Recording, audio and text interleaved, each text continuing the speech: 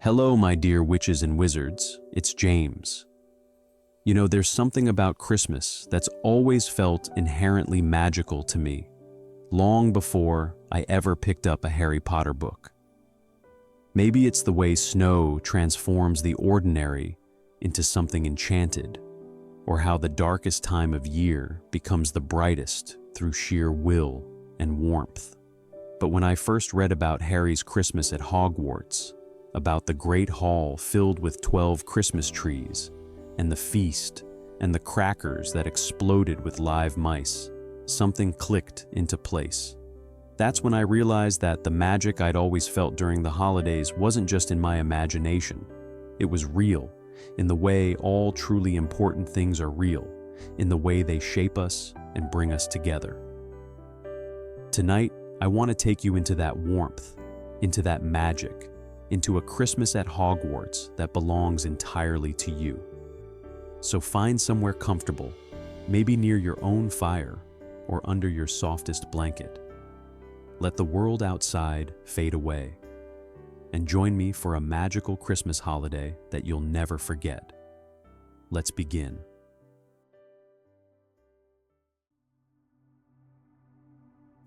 The morning arrives softly, the way the best mornings do, with pale winter light filtering through your dormitory windows and the gentle awareness that something wonderful is happening today. You surface from sleep gradually, wrapped in the warmth of your four-poster bed, and for a moment you simply lie there, listening to the profound quiet that fills Hogwarts when most of its students have gone home for the holidays. The usual sounds are absent, the familiar morning chaos of your housemates getting ready for classes, the thunder of footsteps and competing conversations. Instead, there's only the whisper of wind against ancient stone and the soft creak of the castle settling around you, peaceful and still. You open your eyes and the first thing you see is snow. Not the threatening kind that howls and batters, but the gentle, persistent sort that's been falling all night, thick flakes drifting past your window in an endless dance. The world beyond the glass is transformed into something from a storybook, the grounds of Hogwarts buried under a blanket of white that sparkles in the early light. The trees of the Forbidden Forest stand like sentries draped in silver, their branches heavy with snow, and even the black lake in the distance has developed a thin skin of ice around its edges that catches the dawn and throws it back in shades of pink and gold. You sit up, and the dormitory around you confirms what you already knew. You're almost alone here. Of the 6 beds in your room, only one other is occupied, and your doormate is still deeply asleep, a mound of quilts and pillows that rises and falls with steady breathing. Everyone else has gone home, back to their families and their own traditions, leaving the castle to a small, select group who've chosen to remain, or like you, who've had the choice made for them by circumstance and chance. The thought of your family is there, as it has been since you arrived at King's Cross and watched your parents board a different train, one that would take them to an airport and eventually to Australia, where the summer sun is blazing and Christmas will be celebrated on a beach instead of in the snow. They'd been apologetic, worried that you'd feel abandoned, but you'd assured them it was fine, that you understood. Your aunt and cousins had immigrated years ago, and this was the first chance for a proper visit, and you couldn't miss school, not in the middle of your 4th year, with exams looming in the spring. It made sense, all of it made sense, and you'd meant it when you said you didn't mind. What you hadn't expected was how much you'd actually look forward to it. A Christmas at Hogwarts. The phrase itself sounds like something out of a dream, something other students whisper about with envy. You've heard the stories, of course, the legends of how magical the castle becomes when it's dressed in its winter finest, and the usual crowds have thinned to almost nothing. Now you'll experience it yourself, and the anticipation that fills you as you slip out of bed is bright and fizzing, like champagne bubbles in your chest. The floor is cold against your bare feet, but you don't mind. You pull on thick socks, the ones your grandmother knitted with little golden snitches worked into the pattern, and then layer on your favorite sweater over your pajamas. It's deep yellow, the color of Hufflepuff, worn soft from years of wear, and it settles around you like a hug. Through the window, you can see that the snow is still falling, and you press your palm against the glass, feeling the cold seep through, grounding and real. Today is Christmas Day. The thought makes you smile, and you turn away from the window to survey the room. Your trunk sits at the foot of your bed, lid open, clothes spilling out in the comfortable chaos that's become your signature. On your bedside table, a photo waves at you, your parents and you at Diagon Alley before term started, all three of you grinning at the camera. The photo version of you waves enthusiastically, and you wave back out of habit before gathering what you need. Wand tucked into your pocket, slippers because the castle floors will be freezing, and a hair tie to deal with your sleep-mussed hair. The common room, when you descend the stairs, takes your breath away. You've seen it decorated before, of course. The Hufflepuff common room is always cozy, always welcoming with its low ceilings and round windows and the perpetual smell of fresh bread and honey that seems to emanate from the very walls. But this is something else entirely. Someone, probably the house elves working their particular magic in the deep hours of the night, has transformed it into a winter wonderland that manages to be both grand and intimate all at once. The Christmas tree dominates the space, rising nearly to the ceiling, its branches full and fragrant and absolutely covered in decorations. Not just ornaments, though there are plenty of those, baubles in every shade of yellow and black, but also enchanted decorations that move and sing and shimmer with their own inner light. Tiny golden birds flit from branch to branch, their wings leaving trails of glittering dust. Crystal icicles hang and chime softly when the air stirs. And woven throughout it all are strings of lights that pulse gently like a heartbeat, warm and alive. But what really captures your attention are the ornaments that sing. As you step closer, they begin a carol, their voices high and sweet and perfectly harmonized, a song about winter nights and coming home. The melody wraps around you, familiar and comforting, and you find yourself humming along as you move toward the fireplace, where someone has already started a fire that crackles and pops, filling the room with dancing light and warmth. There are two figures already stationed by the fire, sprawled in the overstuffed armchairs that are the best seats in the house, and they both look up as you approach. Evie Brightwood grins at you, her expression bright with barely contained excitement, her short dark hair sticking up at odd angles like she's been running her hands through it. She's bundled in what looks like 3 different sweaters, all in Gryffindor red, and there's a knit hat pulled down over her ears even though you're inside. "Finally," she says, her voice pitched to carry across the room. "I thought you'd never wake up. We've been waiting forever." "It's only 7, Sebastian Fenwick points out from the other chair, his tone reasonable and amused. He's tall and gangly, all long limbs that don't quite seem to know what to do with themselves, folded into the chair like a particularly friendly praying mantis. His sweater is Ravenclaw blue and far too big for him, the sleeves falling past his hands, and his glasses are slightly fogged from the fire's heat. He pushes them up his nose in a gesture that seems automatic, unconscious, Some people enjoy sleeping in on Christmas morning. Sleeping in? Evie's voice climbs an octave. Seb, it's Christmas. Who sleeps in on Christmas? Sensible people, Seb replies, but he's smiling. That quiet smile that means he's perfectly happy exactly where he is. You drop into the sofa across from them, sinking into cushions that seem to embrace you, and you can't help but return their smiles. These are your people, your best friends since you all bonded over a disastrous potions lesson in first year that had resulted in an explosion of purple smoke and 2 weeks of detention. Evie, brave and bold and always ready to leap before looking. Seb, clever and calm, and the voice of reason that usually gets ignored until proven right. And you, somewhere in between, the one who tries to keep them from getting expelled while also being completely unable to resist their schemes. Happy Christmas, you say, and the words feel significant somehow, weighted with meaning.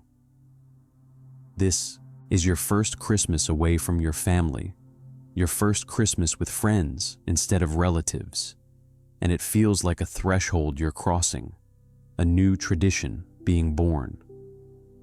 Happy Christmas, they echo back, and Evie bounces forward in her seat, her eyes fixed on the pile of presents under the tree. Can we open presents now, please? I've been good. I've waited. I didn't wake you up even though I wanted to. You wanted to wake me up? You ask, amused. Desperately, she confirms. But Seb said you'd hex me, so I restrained myself. See? Growth. Seb snorts. I'm very proud.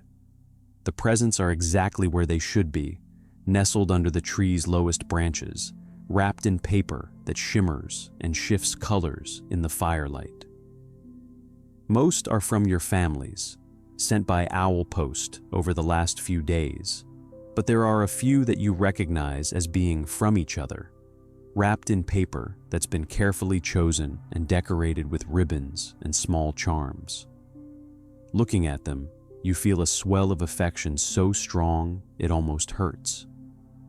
These two could have gone home, could have spent Christmas with their own families, but they chose to stay.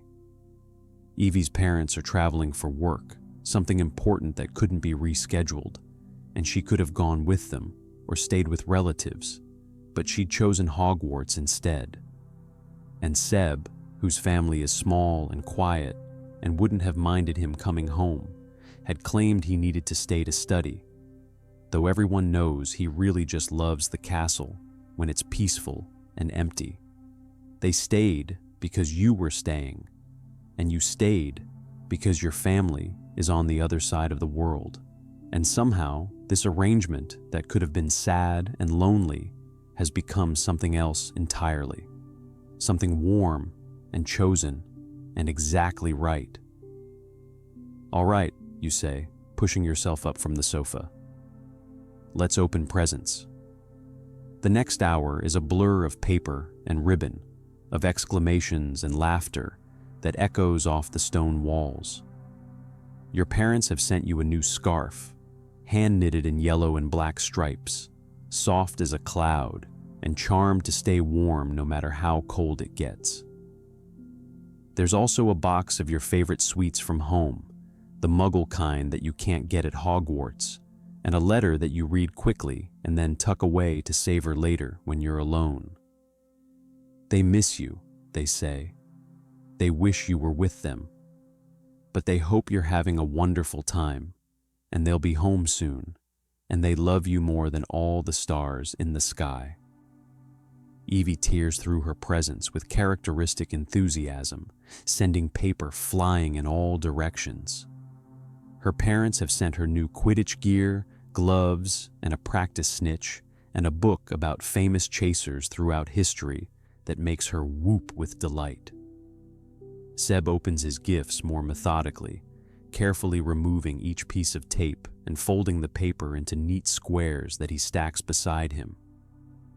His family has sent books, as always, a whole stack of them on subjects ranging from ancient runes to the history of wand lore, and he cradles each one like it's precious, running his fingers over the covers with reverence. Then come the gifts you've given each other, and these are somehow more meaningful than anything your family sent.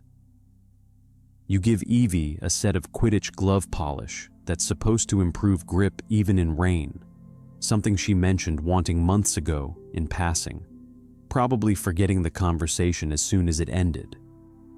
But you remembered, and the look on her face when she opens it, the way her eyes go wide and bright, makes the effort of tracking it down worth it.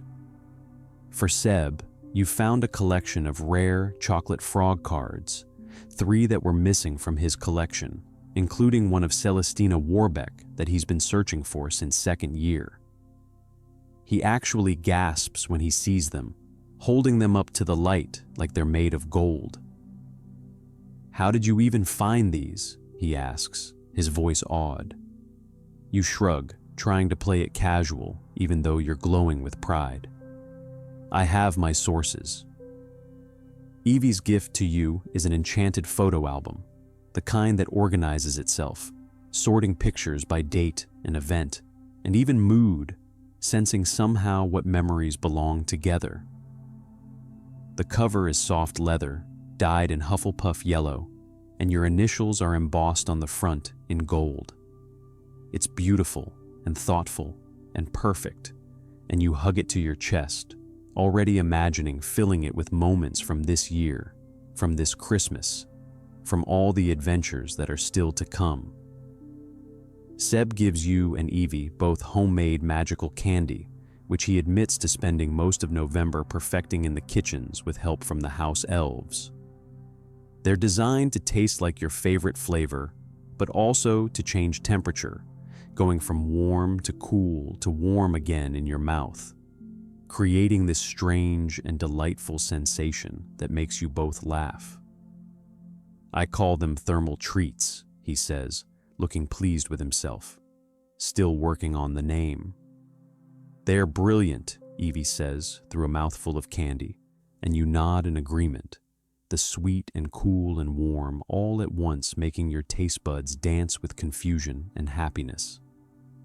You're settling back into the comfort of the moment, full of sugar and contentment, when there's a soft pop of displaced air and a house elf appears near the fire, carrying a tray laden with breakfast. The smell hits you immediately, rich and overwhelming. Eggs and bacon and toast and beans and grilled tomatoes and mushrooms and hash browns and absolutely everything you could possibly want. The elf, whose name is Pepper and who you've gotten to know over your years at Hogwarts, beams at you with eyes like tennis balls. "Happy Christmas, young masters and miss," Pepper squeaks, setting the tray on the low table. Pepper is bringing special Christmas breakfast for students who stay. There is being more in the Great Hall, but Pepper thinks you is being comfortable here, yes?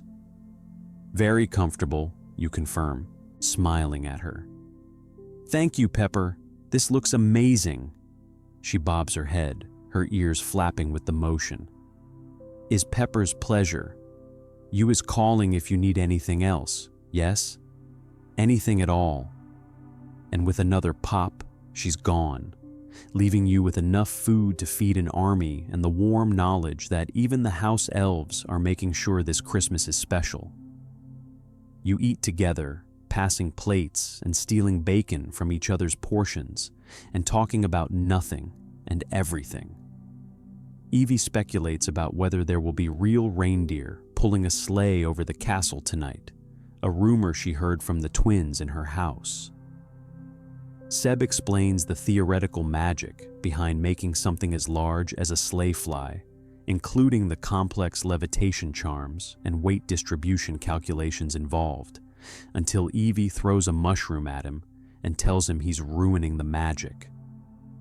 You just listen and laugh and soak it all in, this moment of perfect contentment, of being exactly where you want to be with exactly the people you want to be with. You're finishing the last of your eggs when there's movement on the stairs leading down from the upper dormitories, and Professor Merriweather appears, resplendent in robes that can only be described as aggressively festive. They're deep green velvet, embroidered with gold thread that forms images of holly and ivy and bells, and the robes themselves appear to be enchanted because every few seconds they chime softly, playing a snippet of a Christmas carol. She's your charms professor, round and rosy-cheeked and silver-haired, and she always smells like cinnamon, a scent that precedes her into the room like a herald. "Happy Christmas, my dears," she calls out, her voice warm and bright as summer sun. "I hope you're all having a wonderful morning. I've just come from checking on the other houses, making sure everyone who stayed is being properly looked after. The Great Hall is serving a magnificent brunch if you'd like to join the others, but I suspect you're quite content here." Her eyes twinkle as she surveys your breakfast spread, the remnants of wrapping paper, the general air of cozy satisfaction. "We are, Professor," Seb confirms. "Thank you for checking on us." Of course," she waves a hand, and the wrapping paper scattered around the room gathers itself into a neat pile in the corner, a casual display of magic that still impresses you even after 4 years of seeing it daily. "Now, I have something very important to tell you. Tonight, at 7 o'clock sharp, we'll be holding the annual Yule Spirit Hunt here at Hogwarts. Are you familiar with it?" The three of you exchange glances. You've heard of it, vaguely, a tradition for students who stay over the holidays, but the details are fuzzy, more legend than fact. "A little," you say carefully. "It's a scavenger hunt, isn't it?" "Oh, it's much more than that," Professor Merriweather says, and there's something in her voice now, a note of genuine wonder that catches your attention. The Yule Spirit Hunt is a tradition that dates back centuries, to the very founding of Hogwarts. Every Christmas Eve, the castle hides clues that lead to the Christmas Phoenix, a magical creature that appears only on this one night of the year. The team that finds the Phoenix first is granted a wish, a true wish, though I must warn you that the Phoenix has its own sense of humor about such things. "A wish?" Evie leans forward, her eyes bright with interest. "Like anything?" "Within reason," the professor says, smiling. "The Phoenix won't grant wishes that cause harm, and it interprets wishes in its own unique way. But yes, it's quite real and quite powerful. I've participated in the hunt twice myself, once as a student and once as a professor helping to organize. Both times were extraordinary." "What did you wish for?" you ask, before you can stop yourself, curiosity overcoming politeness. Professor Merriweather's smile turns nostalgic. "As a student, I wished for the courage to pursue what I loved, and I did, which is how I ended up teaching charms. As a professor organizing it years later, I wished for the students who needed it most to find exactly what they were looking for.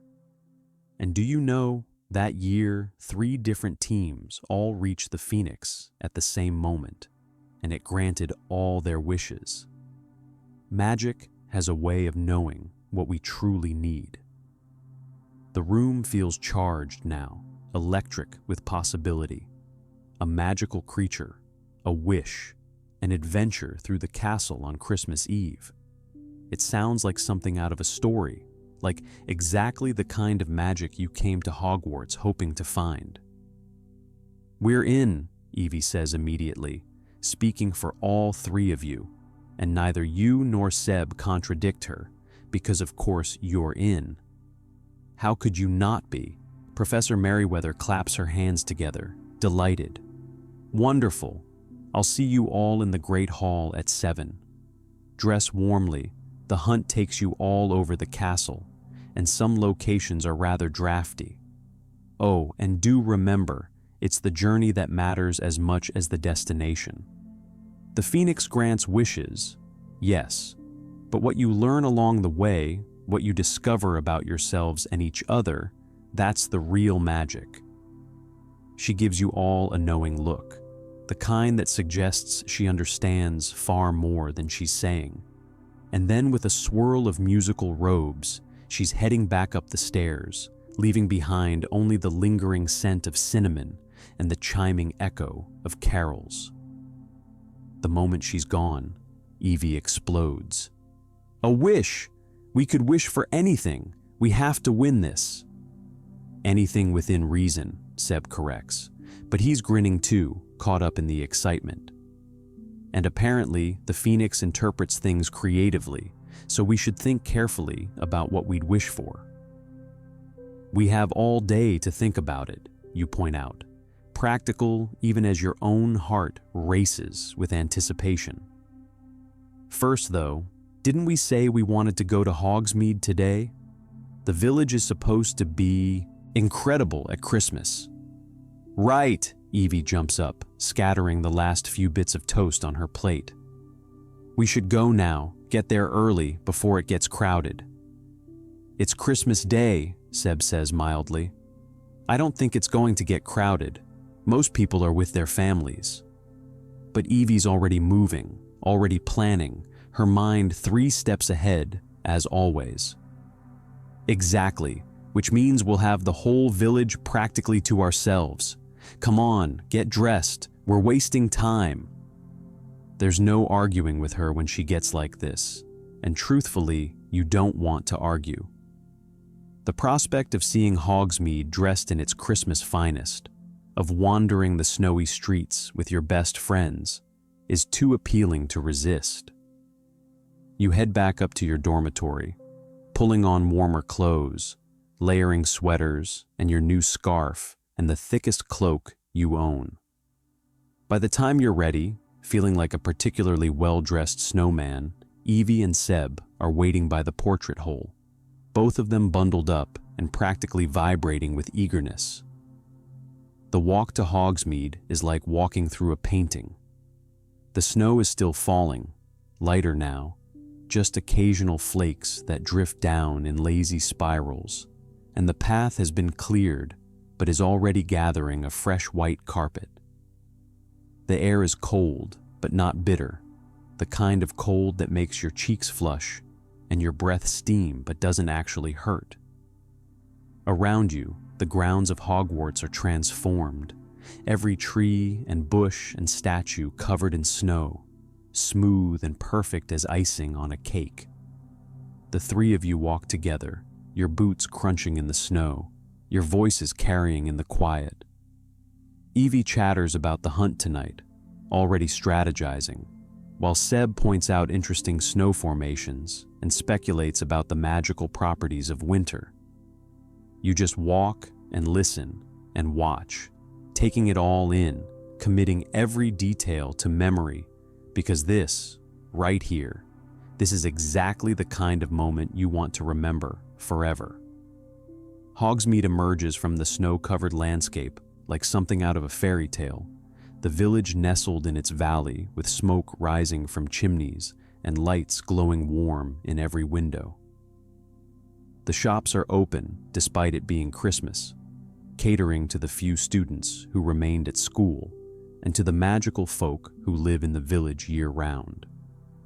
Everything is decorated, absolutely everything, with enchanted lights strung from roof to roof, icicles that shimmer but never melt dripping from eaves, and wreaths on every door that smell of pine and cinnamon and something indefinably magical. The streets are nearly empty, just as Seb predicted, with only a handful of people moving between shops, bundled against the cold and carrying packages. It gives the village an intimate feeling, like it's yours alone, a secret shared between friends. You start at Honeyduke's because of course you do, because where else would you begin? The sweet shop is warm and bright and overwhelming in the best possible way, every surface covered in candy from floor to ceiling. The shelves overflow with Christmas-themed sweets you've never seen before. Snowflake-shaped sugar quills that taste like peppermint and dissolve on your tongue like actual snow. Chocolate bells that chime softly when you bite into them. Candy canes that change flavor with every stripe. And gingerbread witches and wizards that actually try to run away when you reach for them. You buy far more than you need, filling bags with treats while the shopkeeper, a plump witch with flour in her hair, beams at you and throws in extra samples of new products she's testing. From Honeydukes, you wander to Tomes and Scrolls, the bookshop that's Seb's favorite place in the entire village. Inside, it's quiet and warm and smells like old paper and leather and dust, a smell that you've come to associate with knowledge and discovery. The shelves rise to the ceiling, crammed with books on every subject imaginable, and there's a black cat curled on the counter that opens one yellow eye to examine you before going back to sleep. Seb disappears immediately into the stacks, drawn like a moth to flame, and you and Evie follow more slowly, pulling out interesting titles and reading the back covers, calling out to each other when you find something particularly absurd or intriguing. Seb eventually emerges with a book on magical puzzles and riddles throughout history, looking triumphant. "This might help tonight," he explains. "If the hunt involves riddles, and it probably does, this could give us an edge." "Always thinking ahead," Evie says, but she's smiling, affectionate. "That's why we keep you around." "I thought you kept me around for my sparkling personality," Seb replies dryly, and Evie laughs, slinging an arm around his shoulders in a brief, rough hug that makes him stagger sideways and push his glasses back up his nose. "Your last stop is Thornby's Inn, a building on the main street that you've passed many times but never actually entered. It's smaller than the Three Broomsticks, quieter, with windows that glow warm gold and a sign that swings gently in the breeze, proclaiming hot meals and warm beds for travelers. The door, when you push it open, releases a wave of heat and light and the smell of cooking food that makes your stomach growl even though you ate a huge breakfast. Inside, the inn is everything you hoped it would be, cozy and cluttered and welcoming, with low ceilings and exposed beams and a fireplace that dominates one wall. There are only a few other customers, locals by the look of them, sitting at small tables and talking quietly over steaming mugs.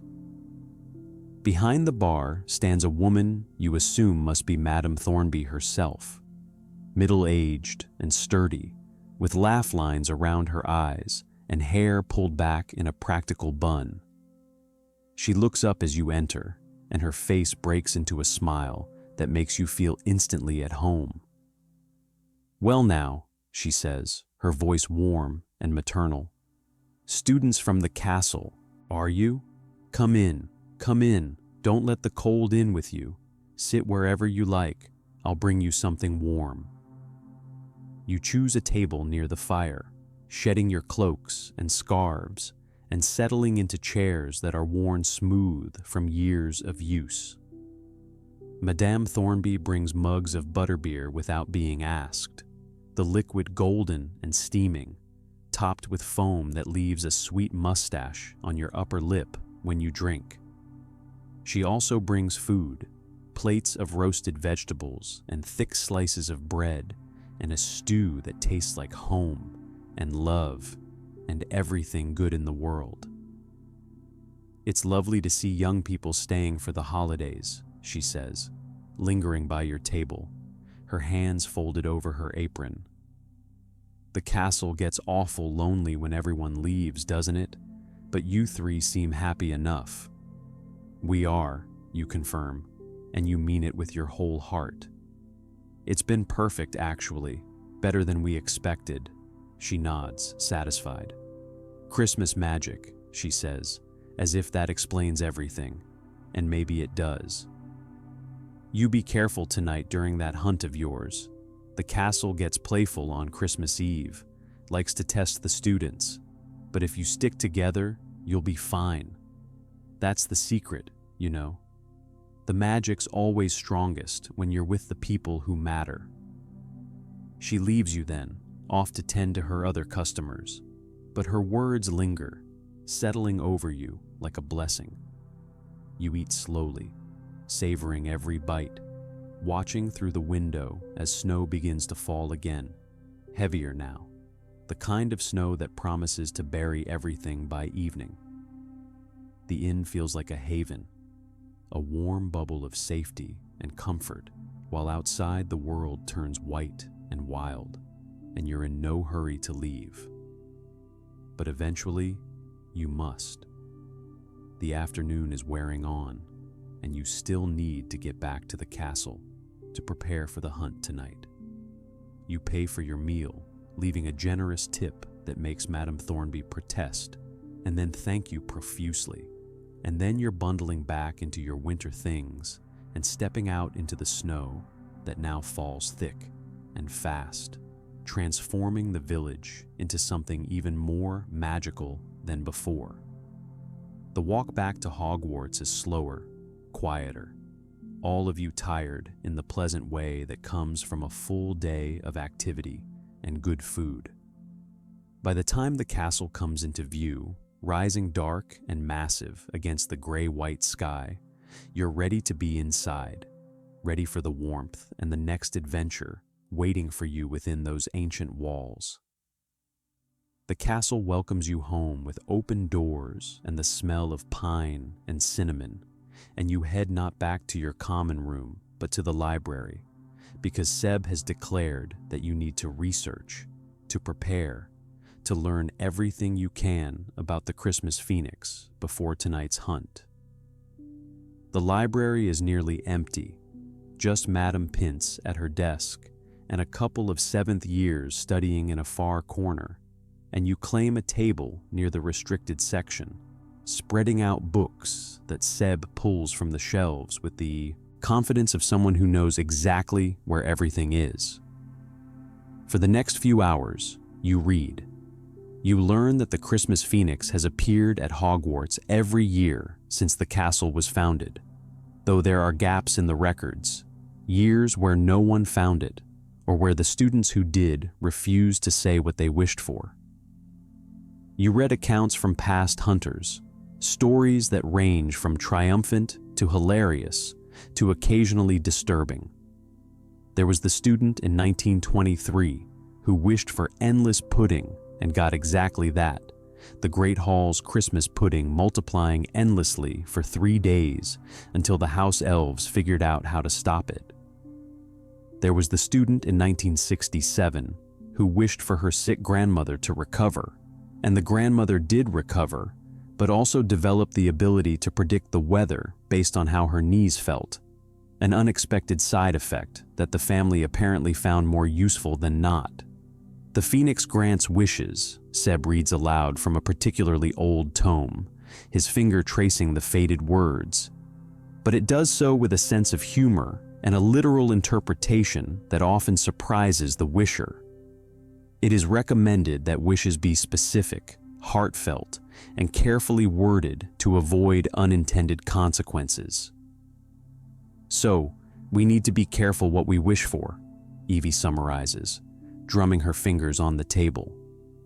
No wishing for unlimited Quidditch supplies unless we want to be buried in broomsticks. Exactly, Seb confirms. We should discuss what we actually want before we get to the Phoenix.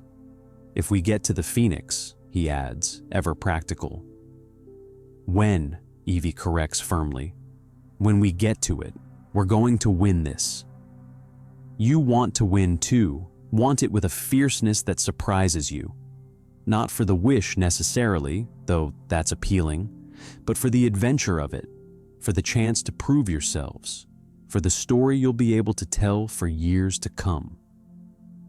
So what do we wish for, you ask, the question hanging in the air between you.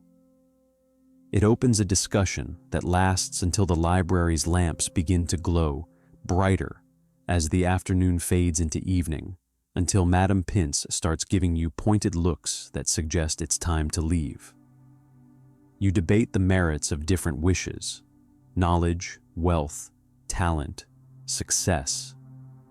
Evie suggests wishing for an endless supply of Bertie Bott's every flavor beans, but admits that might get old quickly.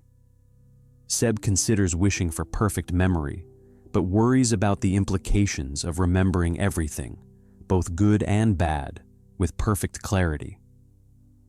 You think about wishing for your family to come home early, but that feels selfish somehow, like it would undermine the magic of the Christmas you're currently experiencing. In the end, you don't decide. You agree to wait, to see what feels right in the moment, to let the answer reveal itself when you're standing before the phoenix itself. It's not the most organized plan, but somehow it feels right, feels true to the spirit of the thing. By the time you leave the library, the castle is fully dark, lit by torches and enchanted candles, and the ambient glow of magic that never quite goes away. You have just enough time to return to your common room, to grab your wands and put on your warmest robes before you need to head to the Great Hall for the beginning of the hunt. The portrait hole opens to reveal a Hufflepuff common room that's even cozier than this morning, if that's possible, the fire burning high and the Christmas tree lights pulsing gently, welcoming you back. You do a quick check of your supplies. Wand, check. Candy from Honeydukes for energy, check. The new scarf from your parents, check. Evie does stretches like she's preparing for Quidditch practice, loosening her muscles and bouncing on her toes. Seb tucks his new book into his robes, claiming you never know when reference material will come in handy. And then, because it's nearly 7 and you don't want to be late, you head out, making your way through corridors that are mostly empty, but decorated to within an inch of their lives. The Great Hall, when you arrive, is breathtaking. The 4 long house tables have been removed, replaced by open space, and the enchanted ceiling shows a night sky absolutely packed with stars. More stars than you've ever seen, bright and close, and seemingly within reach. The Christmas trees that line the walls are even more spectacular than usual, reaching toward the ceiling with branches full of ornaments that move and sing and glow. And in the center of the room, floating about 10 feet off the ground, is a massive golden bell that chimes softly, a sound that seems to resonate in your chest, in your bones, calling you forward. There are about 15 students total gathered in the hall, split into groups of 2 or 3, all of you who stayed for the holidays. You recognize some faces. Margot Wells, a 5th-year Slytherin with sharp eyes and sharper ambition, standing with 2 of her housemates. Oliver and Finn Ashby, twin 3rd-year Hufflepuffs who are practically inseparable and currently engaged in an animated argument about strategy. A few Ravenclaws you know by sight, but not by name. Everyone looks excited, energized, ready for whatever the night will bring. Professor Merriweather stands beneath the golden bell, her robes now playing a full orchestral version of God Rest Ye Merry Wizards, and she beams at all of you as you gather around her. "Welcome, welcome," she calls out, her voice somehow carrying without being loud. "Welcome to the Yule Spirit Hunt. I'm so pleased to see such enthusiasm. Now, the rules are simple. Each team will receive a scroll containing the first clue. These clues will lead you throughout the castle, from location to location, each one bringing you closer to the Christmas phoenix. The team that finds the phoenix first will be granted their wish, so choose it wisely. She pauses, looking at each group in turn, her expression becoming more serious. However, I must emphasize, this is not just about winning. The hunt is designed to test you, to challenge you, to see what you're truly made of. You'll face riddles and obstacles and trials that require more than just cleverness or speed. You'll need courage, kindness, loyalty, and wisdom. The Phoenix doesn't simply reward the fastest runners. It rewards those who embody the best of what magic can be. A thrill runs through you, part nerves, part anticipation. This is it, the adventure you've been waiting for, the story that's about to begin. Professor Merriweather waves her wand, and scrolls appear in front of each team, floating at eye level, sealed with wax that shimmers in the light. You may begin, now. The seal on your scroll breaks with a soft crack, and the parchment unrolls itself, revealing words written in silver ink that gleams against the cream-colored paper. You read aloud, your voice joining with Evie's and Seb's as you all speak together. Where time is told but never kept, where gears turn round while students slept, climb the tower, face the storm, there you'll find the second form. There's a moment of silence as you all process this, and then Evie's face lights up with understanding. "The clock tower," she exclaims, already moving, already racing toward the door. You and Seb exchange a glance, and then you're both running too, following Evie as she sprints out of the great hall and toward the stairs that will take you up, up, up, to where the great clock marks the hours for the entire castle. Behind you, you can hear other teams scattering in different directions, some following you, some going elsewhere based on their own interpretations of their clues. The clock tower is in the oldest part of the castle, requiring a journey through corridors that grow progressively colder as you climb, through sections where the stone walls show their age, where tapestries hang that depict scenes from medieval times. Your breath comes harder as you climb, your legs burning with the effort, but you don't slow down. Neither do Evie and Seb, all three of you driven by the same goal, the same determination. You reach the tower entrance, a heavy wooden door that's standing open, and plunge through into the chamber beyond. The clock tower's inner workings are exposed here, massive gears and wheels and mechanisms that turn with patient precision, measuring out the minutes and hours. The space is circular, open to the sky through archways on all sides, and the wind that howls through is bitter and sharp, cutting through your robes like they're not even there. But you barely notice the cold because there, tied to one of the gear mechanisms with a ribbon that flutters in the wind, is another scroll. Evie reaches it first, untying it with fumbling fingers, and you crowd close as she unrolls it, all of you reading together. Seek the knight who lost his head, in the tower where lions are bred. Answer his riddle to proceed, but answer wrong, and you won't succeed. Headless Nick, Seb says immediately, his mind already racing ahead. Gryffindor Tower, we need to get to Gryffindor Tower. You're off again, back down the clock tower's stairs, racing through corridors that seem longer than you remember, dodging suits of armor and jumping over trick steps that try to catch your feet. Other teams are visible occasionally, brief glimpses of students running in different directions, following their own clues to their own destinations. Margot Wells and her friends pass you going the opposite direction, and she shoots you a look that's pure competitive fire, a look that says she's going to win this if it kills her. But you're not worried about Margot. You're focused on the path ahead, on getting to Gryffindor Tower, on finding Nick and solving whatever riddle he has waiting. The fat lady's portrait guards the entrance to the Gryffindor common room, and she looks surprised to see you all running up, panting and flushed. "My word," she says, her painted face showing concern. "What's all this about?" "The Yule spirit hunt," Evie gasps out between breaths. "We need to find nearly headless Nick."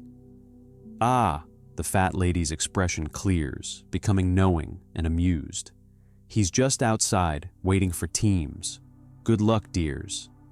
And indeed, there he is, floating in the corridor just beyond the portrait, nearly headless Nick in all his translucent glory.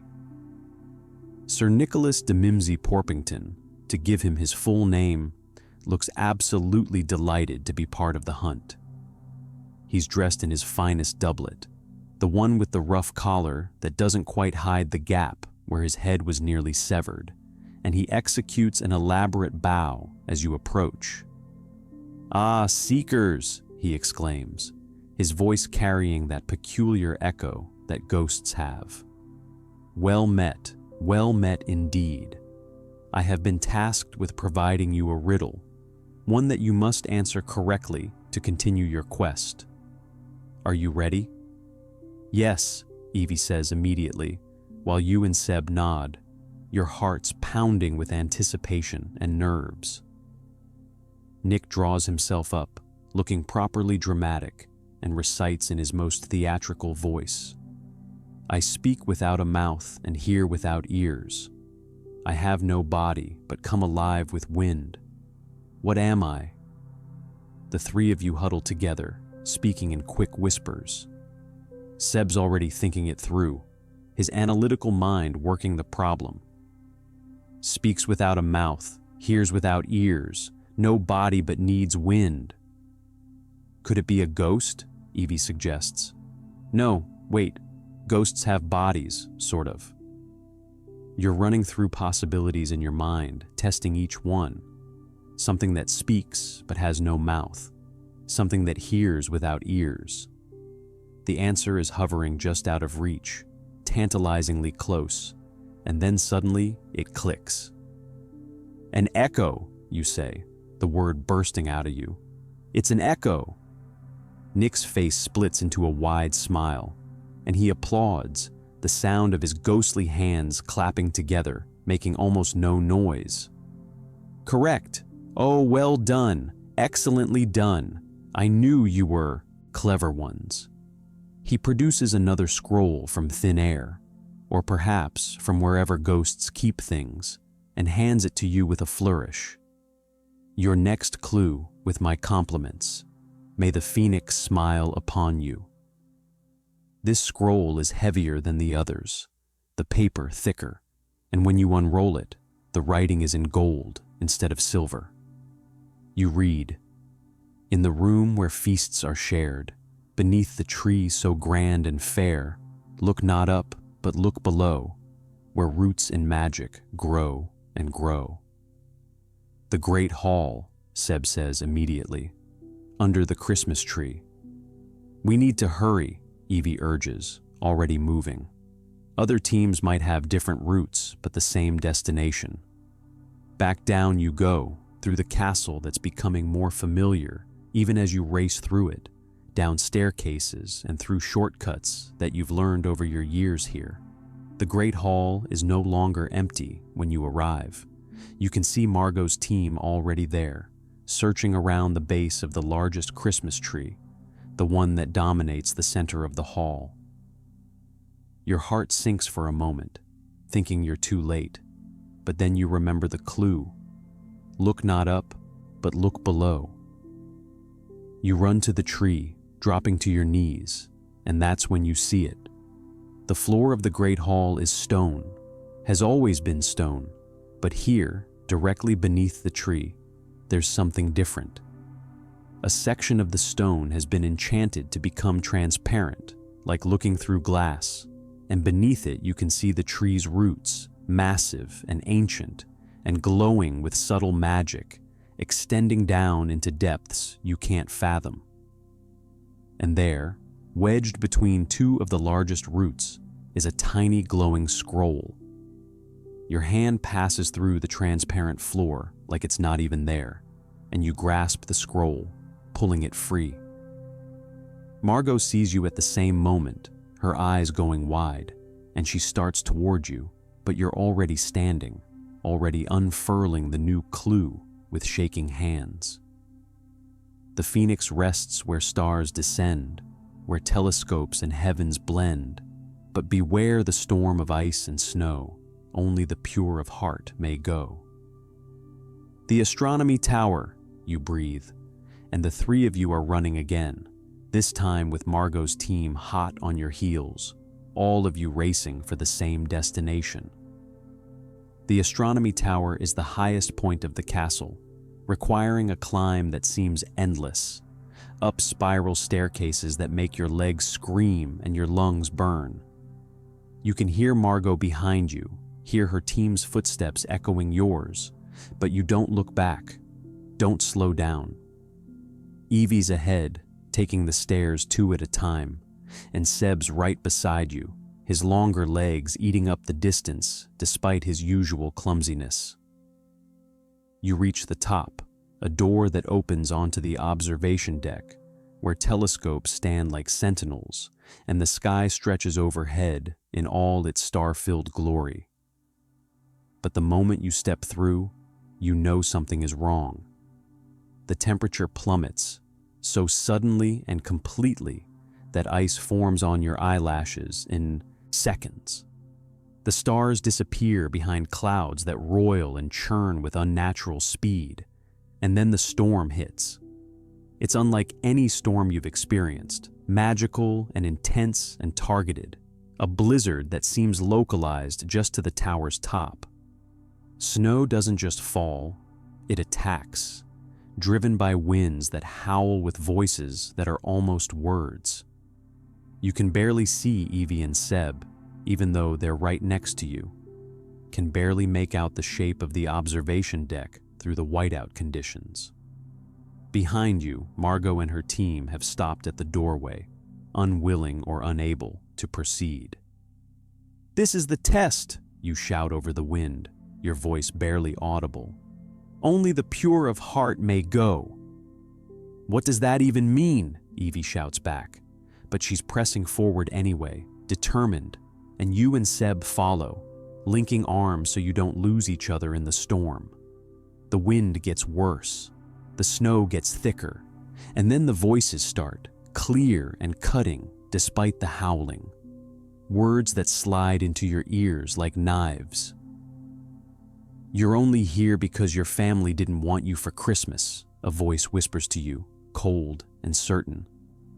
"They chose Australia over you. They chose a beach and sunshine over their own child. You're not wanted. You're not loved." The words hit harder than the wind, harder than the cold, because there's a tiny part of you that's wondered the same thing, that's felt the sting of being left behind, even though you understand the reasons. It would be so easy to believe the voice, to let it plant its seeds of doubt and hurt. But you think of your parents' letter, of the care package they sent, of the photo on your bedside table where they're waving and smiling at you with such obvious love. You think of how they cried when they had to tell you they were leaving, how many times they asked if you were sure you'd be okay. "No," you say out loud, your voice steadying even as the storm rages. "My family loves me. This was circumstance, not choice. And I'm making the best of it, making something beautiful out of it." Beside you, Evie is facing her own voice, her own doubts. "You'll always be alone," her voice tells her.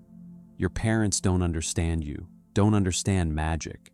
You're in two worlds and belong in neither." "That's not true," Evie shouts, and there's anger in her voice now, fierce and protective. "My parents love me even if they don't understand everything about my world.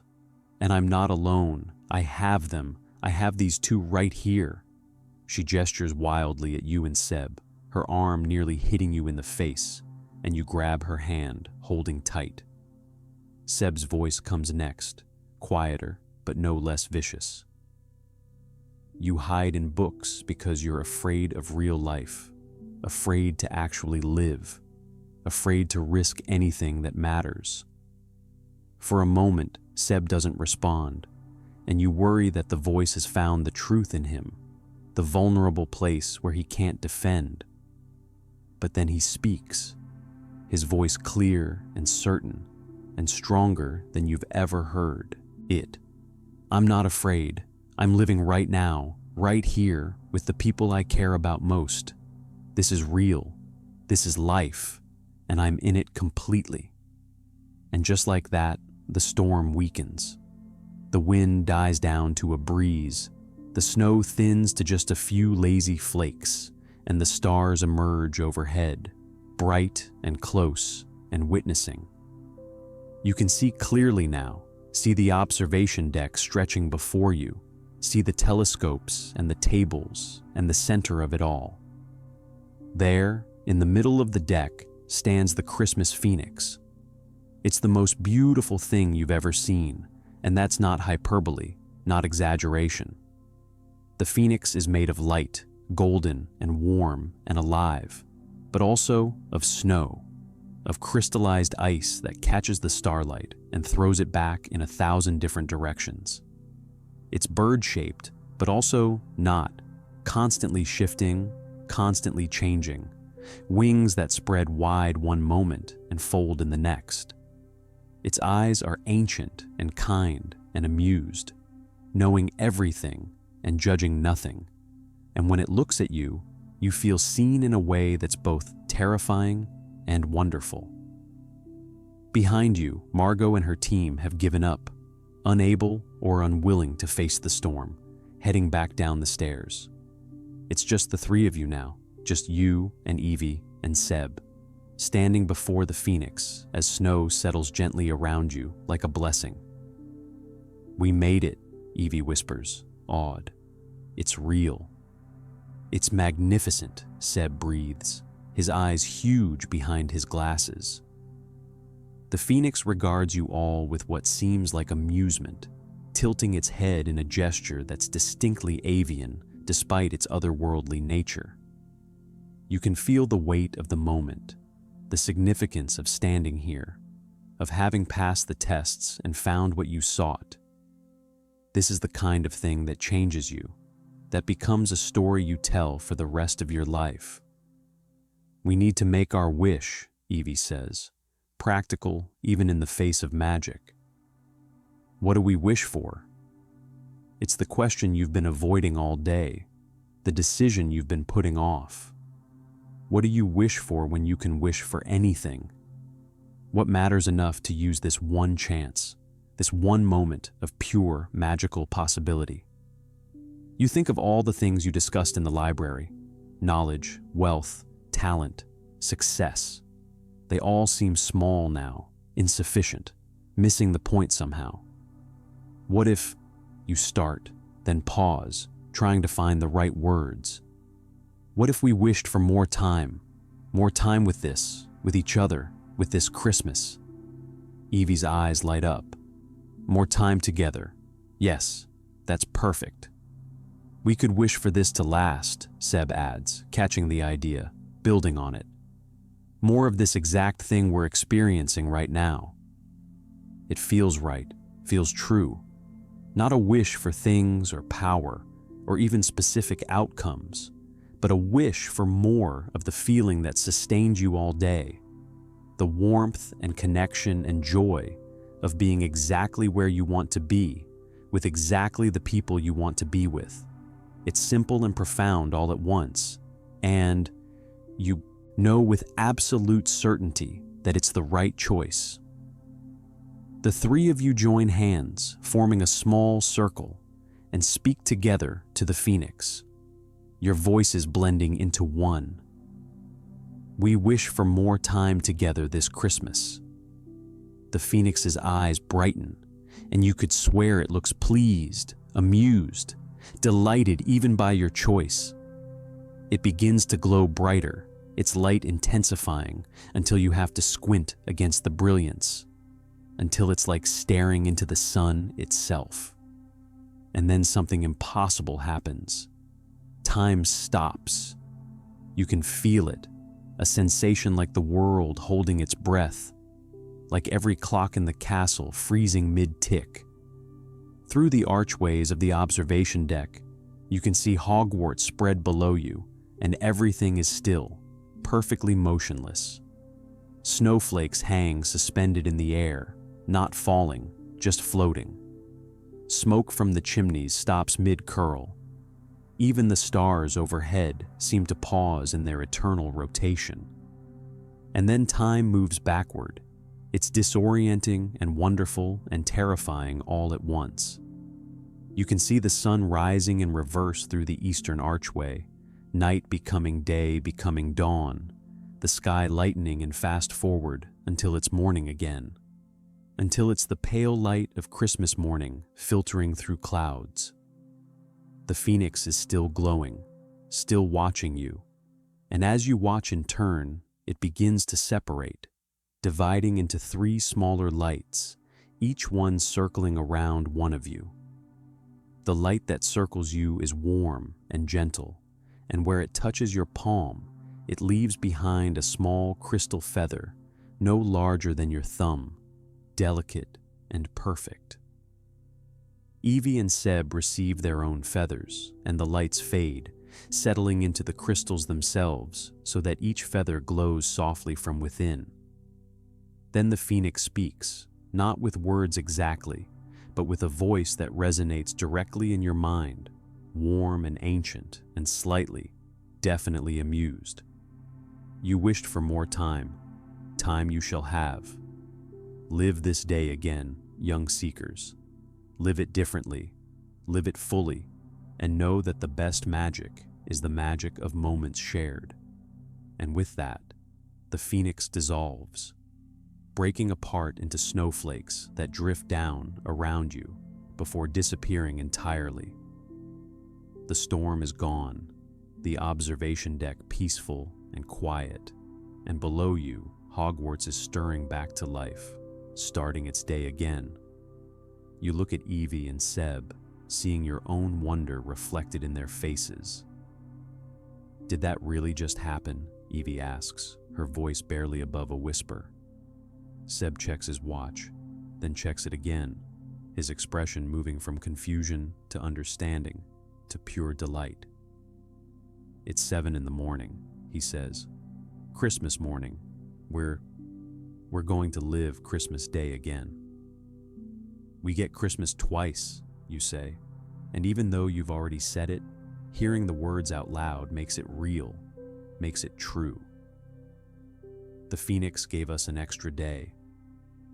The 3 of you stand there for a long moment, just processing, just absorbing the magnitude of what's happened. The crystal feathers in your palms pulse gently, warm and alive, proof that this isn't a dream, that magic really did bend time itself just to give you more of what you wished for.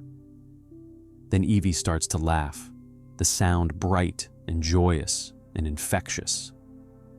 This is brilliant, she says, grinning wide enough to hurt. We already know everything that's going to happen. We've already done it all, which means we can do anything we want today. We can make it perfect. We can make it different, Seb adds, his mind already racing with possibilities. We can explore parts of the castle we didn't see. We can try things we didn't try. We can make it ours, you finish, understanding, settling over you like a warm blanket. We can make this Christmas exactly what we want it to be. And so you do. The walk back down from the astronomy tower is leisurely this time. No rushing, no urgency. You take the time to look at the tapestries lining the corridors, to read the plaques beneath portraits, to appreciate details of the castle that you usually rush past without noticing. The building is waking up around you, torches flickering to life, portraits beginning to stir and greet each other. The ambient sound of Hogwarts starting its day filling the air. When you reach the Hufflepuff common room, you find yourself back in the beginning. The dormitory with your sleeping dormmate, the pale light filtering through snow-covered windows. But this time, you're aware of the gift you've been given, the extra time, the second chance to live this perfect day. You dress more slowly, taking the time to appreciate the warmth of your socks, the softness of your sweater, the simple joy of preparing for a day that holds nothing but possibility. Evie and Seb are waiting in the common room, just like before. But this time, the three of you are in on the secret, grinning at each other like conspirators.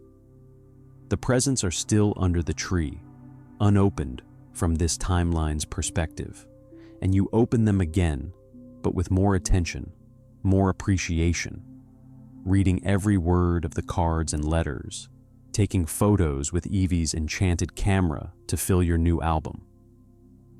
The breakfast that Pepper brings is just as delicious the second time, maybe more so, because you know to savor it. Know that this exact combination of flavors and warmth and friendship is something special, something worth holding on to. You eat slowly, talking about what you want to do today, this day that's yours alone, that exists outside normal time. I want to have a proper snowball fight, Evie declares. A huge one in the courtyard where we can use magic to make the snow do ridiculous things. I want to explore the castle, Seb says.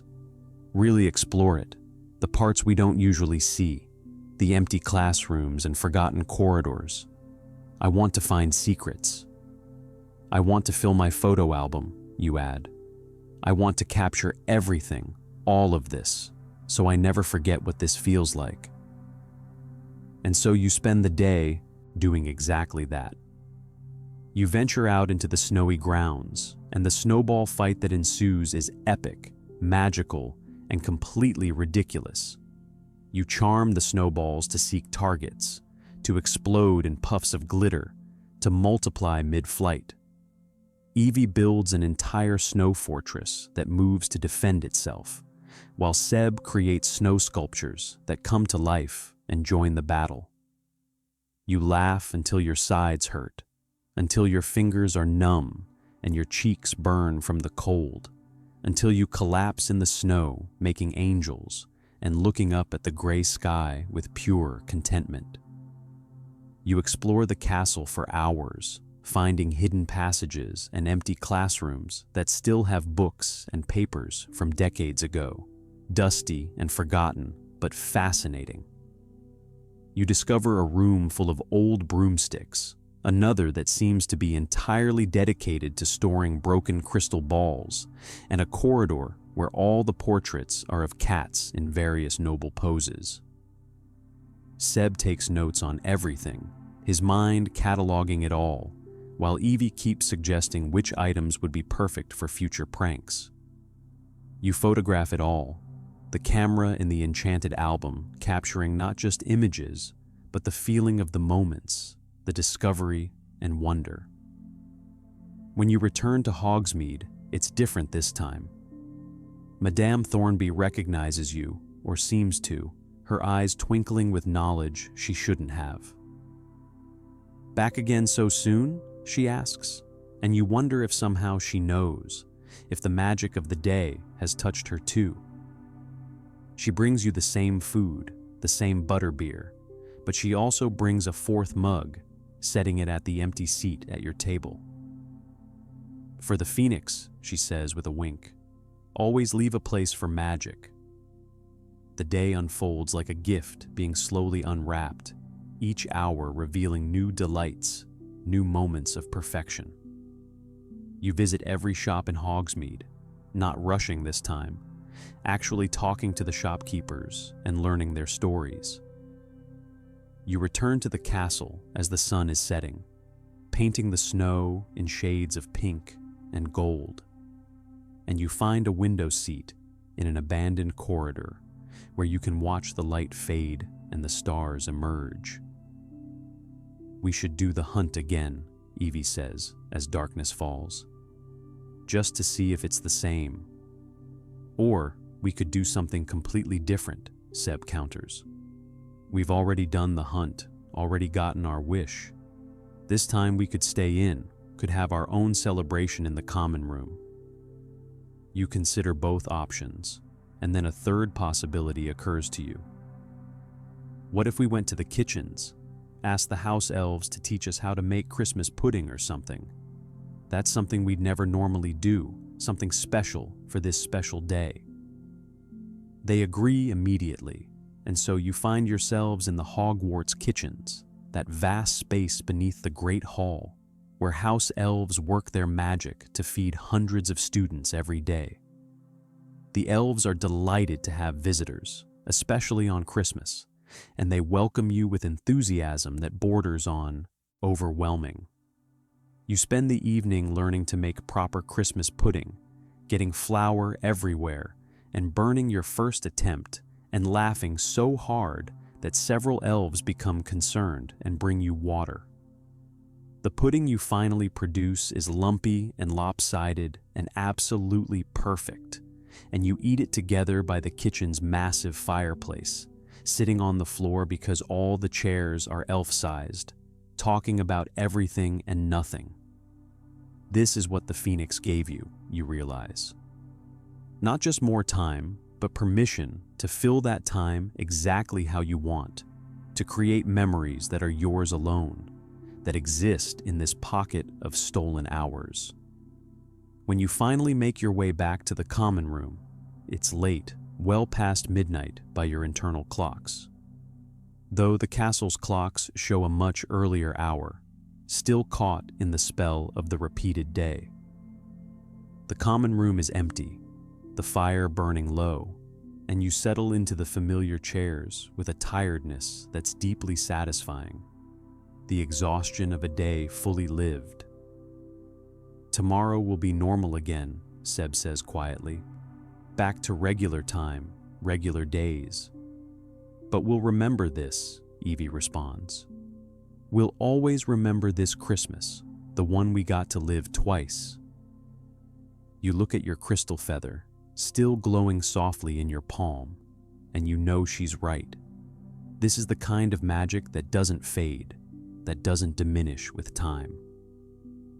This is the story you'll tell your own children someday, the legend of the Christmas you wished for more time and got it, the day you lived outside of time with your best friends and made it perfect.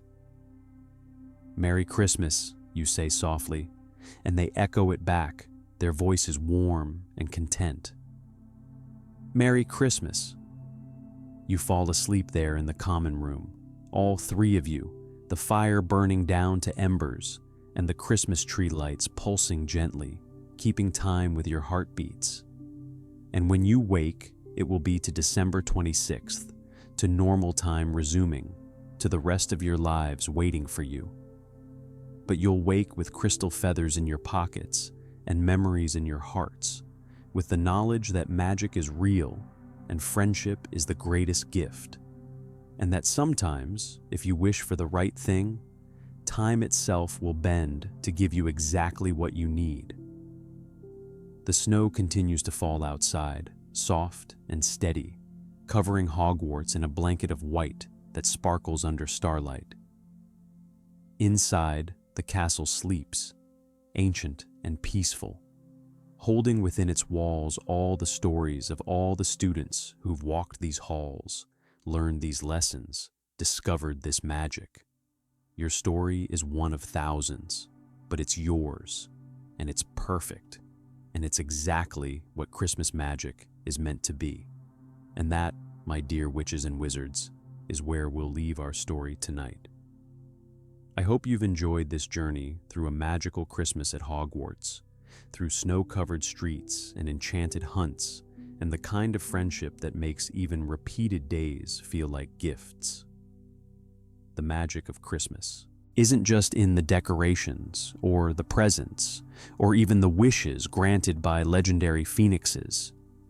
It's in the moments we share, the people we choose to spend our time with, and the memories we create that warm us long after the snow has melted. Thank you for spending this evening with me, for letting me guide you through this story. I hope it's brought you some peace, some comfort, some of that cozy, magical feeling that makes the Harry Potter universe feel like home. Sleep well, dream of snow and starlight and phoenixes made of gold, and know that your own magic is out there, waiting for you to find it. Until next time, this is James, wishing you the warmest and most magical of holidays. Good night, and mischief managed.